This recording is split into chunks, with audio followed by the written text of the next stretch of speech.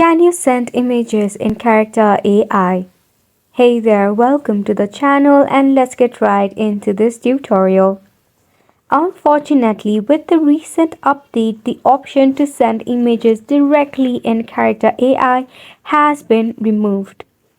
Earlier, the platform did offer a camera icon or a paperclip icon to upload images directly during chat.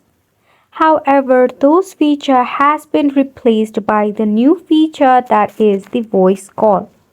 However, if you still want to share an image with the character AI, you can use some of the workaround.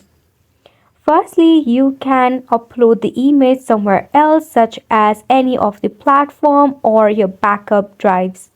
After which you can actually copy the link of the image then paste it right here and tap on the share button to share it with your character AI.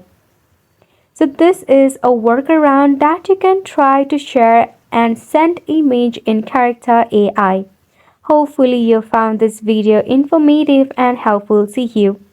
If you need more assistance regarding it, you can check out the help and support of character AI. This sums up the tutorial as well. Thank you so much for tuning in.